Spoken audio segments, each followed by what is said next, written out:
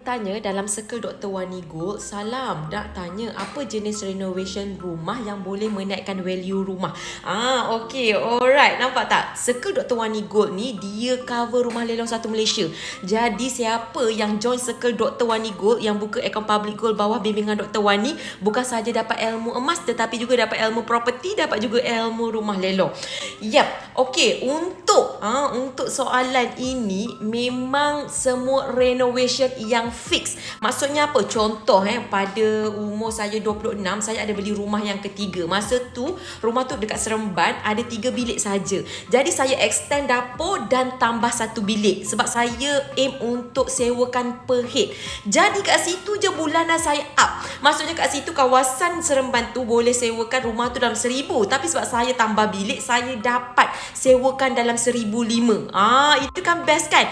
Dan juga kalau misal katalah kita nak buat renovation macam tabletop yang fix, bukan yang jenis yang boleh keluar masuk tu, tak. Yang fix itu pun boleh menambahkan add on value.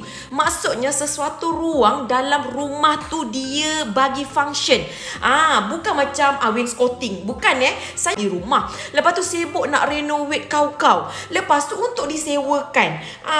Contoh, ada junior saya ni, dia beli rumah dekat KL, rumah new. Jadi rumah tu 400,000.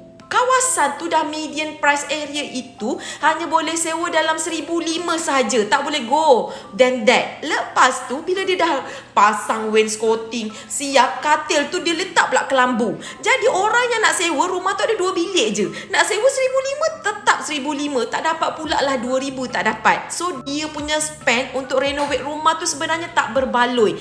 Jadi that's why saya kata semua benda perlukan ilmu. Bukan emas yang banyak buatkan kau kaya, bukan property yang banyak buatkan kau kaya, tetapi ilmu. Join circle Dr. Wani Gold, overflow ilmu. Saya memang fokus kepada circle Dr. Wani Gold. Jom join sekarang ya.